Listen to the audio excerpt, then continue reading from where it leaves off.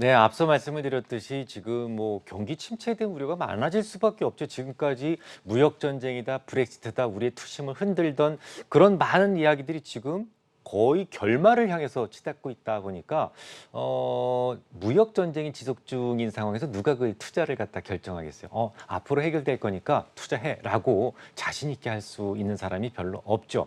IMF에서 그러다 보니까 글로벌 성장률, GDP 성장률을 3%까지 내려잡았습니다. 3%라면 지난 금융위기 이후에 최악이라고 보시면 될 것 같아요. 우리나라에 대한 GDP 성장률도 기존에 2.6%였던 것이 2%까지 내려앉았죠.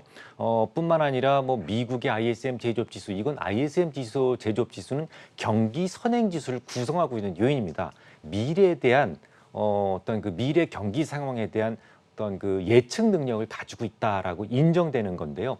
이게 50 미만으로 떨어집니다.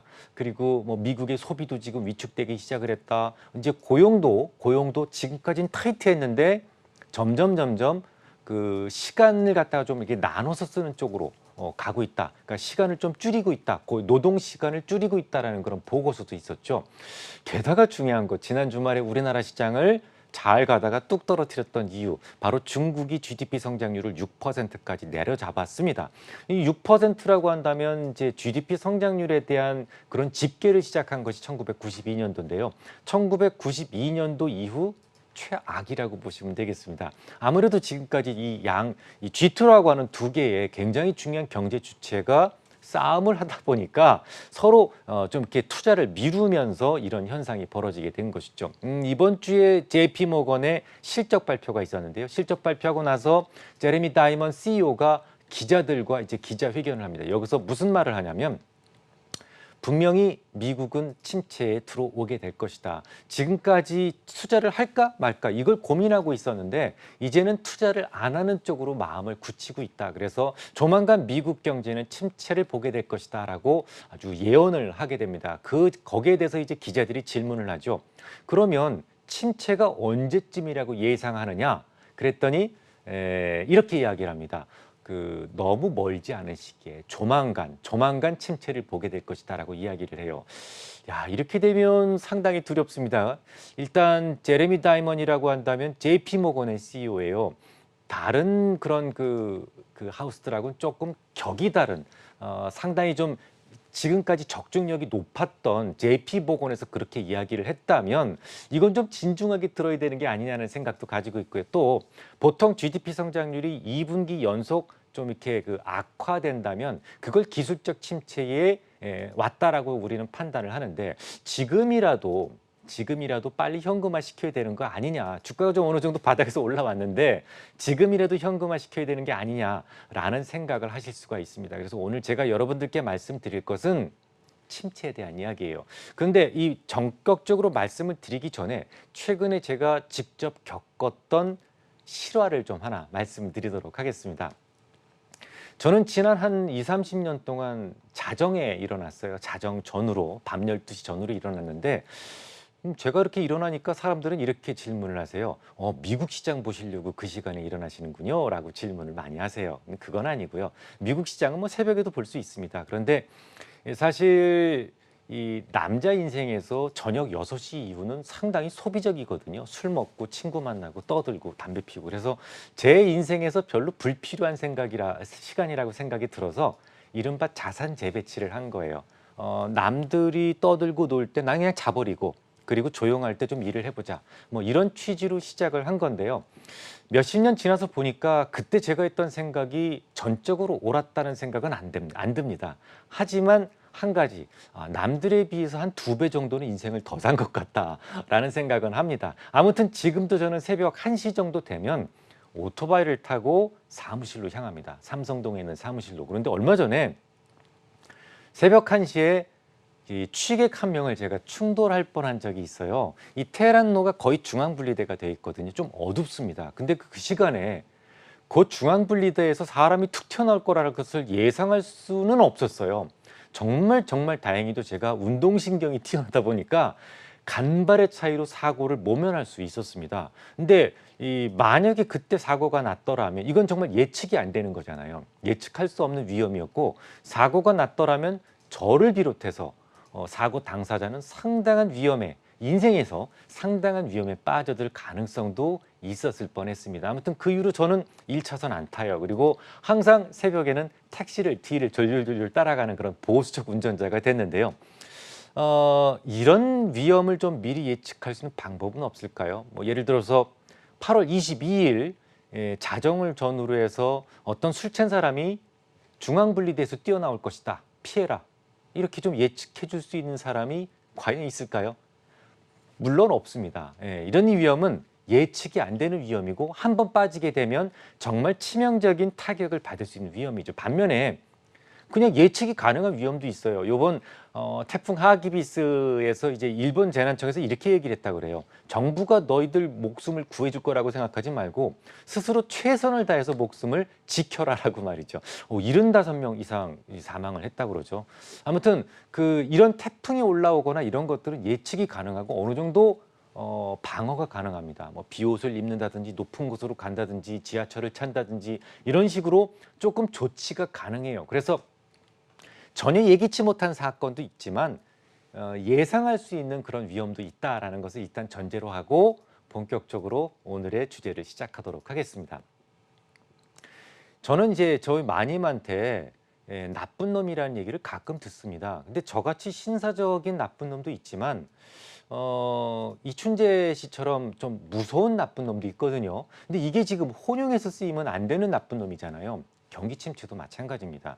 절대로 되돌릴 수 없는 정말 치명적인 경기 침체가 있는 반면에 이른바 기술적 침체라고 그러죠. 뭐 기업들이 투자를 줄인다든지 이런 식으로 해서 만들어지는 침체도 있어요. 근데 이걸 갖다가 몽땅 다 얼버무려서 리세션이라고 하는 하나의 단어로 이렇게 혼용해서 쓰다 보니까 이런 사단이 나게 되는 겁니다. 일단 이것부터 구분을 하셔야 돼요. 일단 정말 치명적인 다시 되돌릴 수 없는 그런 침체는 어떤 경우에 발생을 하냐면 마치 조금 아까 말씀을 드렸던 사고처럼 그러니까 갑작스럽게 오게 됩니다. 전체 비즈니스 사이클에서 나오는 그런 뭐 기업들이 투자를 줄인다, 뭐 소비를 줄인다 이거하고 관련이 없어요. 예를 들면 저축 대부조합의 파산이라든지 이건 정말 일반적인 비즈니스 사이클에서 나올 수 없는 늘 있는 게 아니잖아요.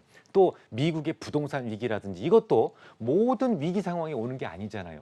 그러니까 전혀 특별한 일반적인 비즈니스 사이클에서 우리가 볼 수 있는 기업들이 투자를 줄인다든지 개인들이 소비를 줄인다든지 이런 데서 오는 리세션하고는 다르게 정말 갑작스럽게 오는 이런 것을 갖다가 이제 우리는 치명적인 그리고 또 되돌릴 수 없는 침체라고 이야기를 합니다. 이런 침체가 오게 되면 기본적으로 치료하는데 상당히 오랜 시간이 걸려요.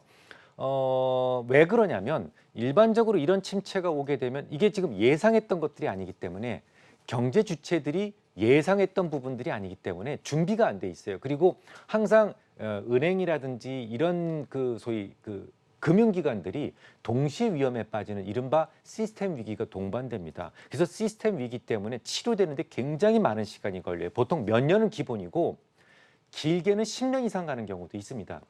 그 다음에 이제 그런 반면에 일반적으로 우리가 예견할 수 있는 침체는 기술적 침체라고 그래요.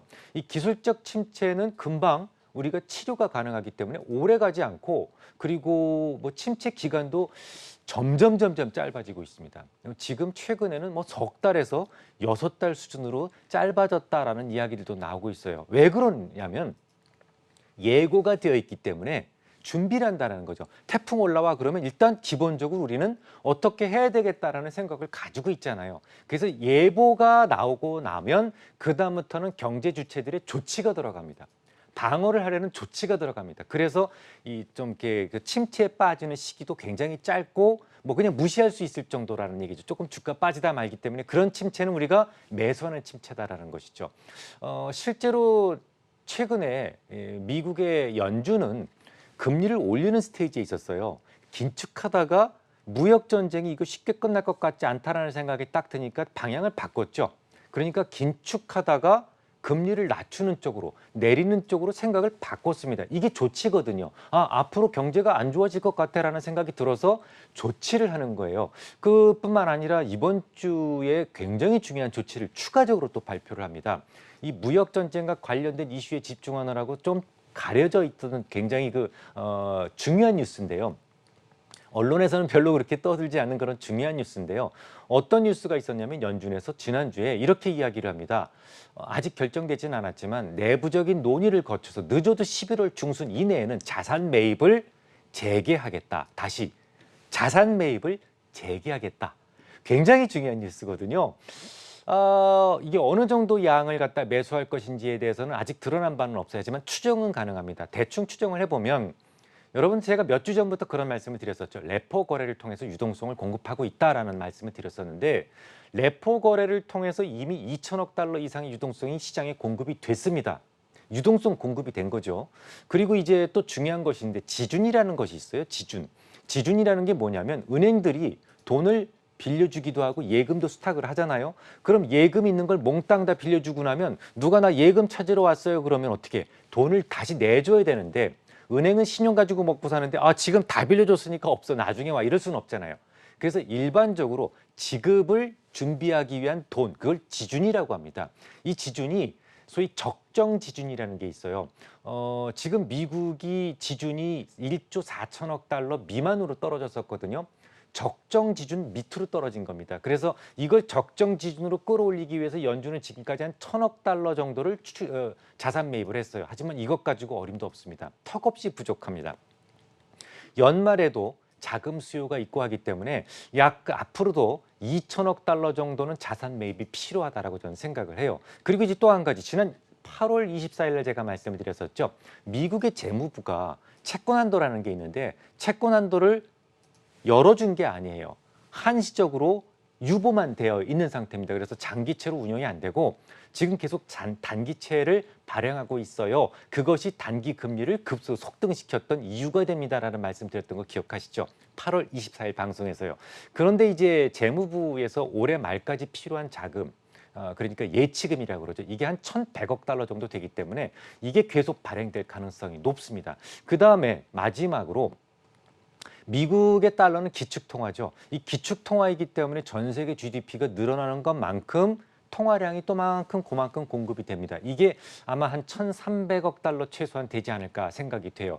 이것저것 합치면 내년 상반기까지 연준이 자산 매입을 최소한 5천억에서 6천억 달러 정도는 해야 되지 않을까라는 생각이 중론입니다. 시장의 중론이에요. 저 혼자만의 생각이 아니고.